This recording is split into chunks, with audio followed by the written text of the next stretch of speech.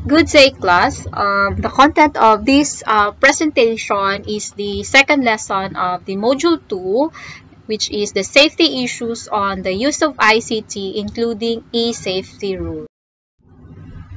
Now, in these lessons, there are two outcomes, and at the end of discussing it, or at the end of discussion, you should be able to identify and explain safety issues on the use of ICT and listed and applied e-safety rules in the use of ICT. Now, it is says that using technology is not a risk by itself, or it is not a risk by its nature, but how it is used will be vulnerable to risk. So it depends upon, of course, on the users, no, kung paano siya nagiging risk. When improperly used, it will pose dangers to the users in schools and at home. So, what are the safety issues that are needed to be addressed by safety policies and guidelines? As a future teachers, we need to know all of that, okay? Now, technology is a phenomenon that seems to be uncontrollable. This is correct. Despite that so many benefits for teaching and learning, there are also negative effects or influence on the learners. So hence, as a future teacher, you have to be aware of how to safeguard learners in school communities where they spend most of their time, waking hours, and learners and also in their homes or facilities that provide opportunities to use digital technologies like internet cafes. So safeguard and protection should be primordial role of parents, teachers, as well as the school. So there are so many risks that we have to be aware on the use of digital technologies. And these are some of the followings. 1. Exposure to inappropriate content, including online pornography. Okay? Alam nyo naman kung anong pornography, di ba? Ito yung mga rated X, okay, na mga videos, mga pictures, extremisms, exposures to violence, or violence associated with races, language. Ito yung extremisms naman na tinatawag. So, this is one risk in the use of ICT. Nagiging disadvantage kasi ang effect nito sa tao. Second is lifestyle websites. Like, ito naman yung self-harms and suicide sites and hate sites. It can provoke someone kasi, no, na magsusuicide pag nakikita niya ito yung mga websites na parang ini-encourage niya yung someone na magpakamatay, ma-depress, ma-trigger yung anxiety. Number 3, cyberbullying in all forms, receiving sexuality, explicit images, or even a message. So, please be careful ha. Kasi, like what I have said before, doon sa policies or rules natin during my course orientations, yung please avoid giving a derogatory opinions or joke. Kasi to some, it might be, or to you, it might be a joke, but to some, it can hurt them. Okay? So, nagkakaroon na pala ng cyberbullying. We have number 4, privacy issues including disclosure of personal information. So, ito yung mga issues na i-invade yung privacy natin because of yung mga informations na nag-leak. 5, health and well-being. So, amount of personal or amount of time spent online, internet gaming, and many more, it can actually cause harm to your health. Kung halimbawa, you spend, shall we say, 8 hours na nakatutok ka lang sa cellphone mo, nanonood ka ng mga dramas, mga Chinese drama, Korean, Thailand, or kung ano bang mga dramas yan, naglalaro ka ng Mobile Legends. So, nagpupuyat ka because of that. Nakaka-harm yan siya sa katawan ng tao. Number 6, prolonged exposure to online technologies, particularly at an early age. So, dinidiscourage, no, yung pagpagamit sa mga bata, yung mga nasa toddler pa, ng ilang oras na nakababad lang sa gadgets. Kasi of course, ang gadgets, may mga radiation kasi yan siya, which can harm the body. Especially, no, sensitive yung mga katawan, sensitive pa yung katawan ng mga bata. We have number 7, addictions to gambling and gaming. So, when we say gambling, no, yung you're playing for money. So, bawal din yan siya. Gaming, kung ano man yung mga online games. So, yung mga, yun nga, yung mga Mobile Legends, yung Dota, or kung ano pa ba dyang mga online games. So, bawal din yan siya. Or, kumbaga, I mean, bawal din na ma-addict ka sa paglalaro. It's because nakaka-harm siya sa katawan. At number 8, theft and fraud from activities such as fishing. Okay. Identity thief, bawal yan siya. Yung gumagamit ka ng profile ng ibang tao, or ginagamit mo information ng ibang tao. When we say fraud naman, no, yung somewhat deceiving, yung dinideceive mo yung persons. Okay. So, when we say phishing naman, ito yung, ang example ng mga phishing classes, ito yung scam through text at saka sa email. Yung halimbawa, nanalo ka ng ganitong certain amount. So, may mga taong kumagat na sa ganyang style. So, please be careful, ha. Yan yung example ng mga phishing, yung mga scammer. We have number 9, viruses. The Trojans, mga names ng mga viruses yan, spyware, and other malware. So, ito rin yung mga risk naman, no, yung nagda-download lang tayo nagda-download ng mga apps or mga files na which can harm our computers. Kasi may tendency na hindi magno-normal yung function ng laptops or gadget natin kasi napasukan na siya ng virus. And number 10, social pressures to maintain online networks via texting and social networking sites. So, sometimes nagkakaroon din ng social pressures para lang ma-maintain yung composure mo to communicate via texting and social networking sites. So, we have here the minor misuse of ICT. In school, some minors misuse made by learners are, ito, nakaka-relate. Alam ko nakaka-relate kayo dito na lessons.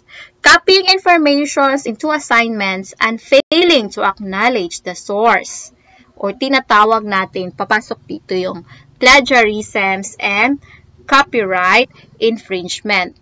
Of course, no, when we say plagiarism, ito yung you are using someone else's ideas or work without giving a credit. Hindi mo ina-acknowledge. Pagdating naman sa copyright infringement, ito yung mga unauthorized or unlicensed copying of work subjects to a copyright. Yan naman yung mga copyright infringement. So, minor misuse yan siya, no? Kasi minsan gumagawa tayo ng mga reflective essay and then, or kayo na gumagawa ng reflective essay without acknowledging the idea of that author. Number 2, minor misuse, downloading materials not relevant to their studies. O minsan, nagda-download kayo ng mga videos, nagda-download kayo ng mga photos which are not relevant, which are not related to the subject. Hindi siya nakakatulong for education. So, minor misuse pa rin yan siya. We have also misconduct associated with subject logins such as someone else's password. Yung gumagamit ka ng account ng iba or password ng ibang tao. So, hindi yun siya pwede. Leaving a mobile phone turned on during class period. So, pag face-to-face class, bawal yung naka-turn on or yung hindi naka-silent mode yung cellphone mo. And then, during class period, nagte-text ka or nagchat-chat ka sa kung sino during sa discussion. So, hindi yun siya pwede. The last one is unauthorized taking of pictures or images with mobile phone cameras, still or moving. So, during sa discussion, no, hindi tinotolerate yung basta-basta ka na lang magkukuha ng pictures ng teacher mo, classmates mo, or videos during sa discussion without asking for a consent. Okay? Pinagbabawal yun siya. So, please be careful. Kasi may mga laws din na para sa mga ganong actions. So those are minor misuse of safe. But I have here tips muna, no, before we're going to discuss the issues. May mga tips dito for you to protect your self, okay? We have here the SMART na tinatawag, or stay safe. When we say stay safe, don't give out your personal information to people, places you don't know. Okay? Huwag kang basta-basta magbibigay ng mga personal informations. M, don't meet up. Meeting someone you have only been in touch with online can be dangerous. Always check with the adults you trust. So, kung makipag-meet ka man, kailangan may kasama ka. Kasi marami na yung nadidisgrasya. It's because of that. Okay? We have accepting files. Accepting emails, files, pictures, or texts from people you don't know can cause problem also. Pero buti na lang ngayon, no, may mga parang platform ang ginawa ng mga social media na binibigyan ka muna ng warning bago mo i-click yung photos or kung ano yung files na binigay. Are reliable. Check informations before you believe it. Okay? Is the person or website telling the truth? Oh, yan yun. Kung valid ba yung resources. And T, tell someone. Tell an adult if someone or something makes you feel worried or uncomfortable. Okay? Kasi yung mga adults ang pwedeng makasolve sa kung ano man yung possible na magiging problem. So, I have here some issues of e-safety. One, e-safety helps safeguard children and young people in the digital world. Okay? So, may mga policies and regulations tayo. May mga laws tayo. E-safety also emphasizes learnings to understand and new technologies in positive ways. Though may mga negative, pero yung electronic safety ng technology ang nagigive ng emphasis para hindi natin ma-prejudice yung capacity ng computer. Dapat ang papasok sa utak natin is positive, okay? Meron siyang naitutulong sa'yo. E-safety also educates children about the risks as well as the benefits so we can feel confident online. Kasi alam na natin kung ano yung mga risks, so ma-prevent natin yung siya in doing such things. E-safety also supports young learners and adults to develop safer online behaviors both in and out of schools. We have here the network management. Now, in the network management, there are 4 included. One is safety in the use of network in schools. So, under the safety in the use of network in schools, we have 1.1, make clear that no one should log on as another users. Especially kung isang gadget lang, make it sure na ikaw lang talaga yung gumagamit ng gadgets na yan. If hindi man, kailangan log off on. So, sa 1.2 related yan siya in connections. Require all users to always log off when they have finished working. Kasi may tendency na pag hindi ka nag-log off, someone will use your account. Okay? 1.3, maintain equipment to ensure health and safety. Kailangan maayos yung mga equipment na arrange. 1.4, provide students with access to content and resources through guided e-learning. Kaya sometimes, nung nagbibigay ng link yung mga teachers, halimbawa, kung nag-record man during the class, binibigyan niya ng access yung student. Okay? 1.5, set up a clear disasters recovery system in place for critical data that includes secure remote backup of critical data. Kaya may tinatawag tayong mga external drive. So, pwede natin i-save yung mga files natin doon para in case na mag-bar down yung gadgets natin, meron tayong backup files. 1.6, secure wireless networks to appropriate standards suitable for educational use. So, make it sure that the gadgets that you've been used in the class is suitable for educational use. Okay? 1.7. Install all computer equipment professionally and meet health and safety standards. Kailangan may mga expert sa ICT na mag-i-install ng mga computer. Hindi yung work niya is hindi related sa computer. Although may idea siya, iba pa rin yung mga professional, iba pa rin yung mga license. Okay? 1.8, review the school's ICT system regularly with regards to health and safety and security. Okay? So we have number 2, password policy. Okay? So only authorized users will have individual passwords. Users are not permitted to disclose their passwords unless they got permission from the owner or from the management. Ay, kailangan may consent ka kung mag-open ka man ng account ng iba. The equipment that keeps the personal information shall be locked when unattended to prevent unauthorized access. And computers should be set to a timeout if they become unused for a certain period of time. So, kung halimbawa, 10 minutes na walang gumagamit, umalis na yung users, nag-log on kanina, pwede na isa-set na mag-automatically close siya. That is for the safety ng yung gumamit. Okay? We have number 3, personal mobile phones and mobile devices.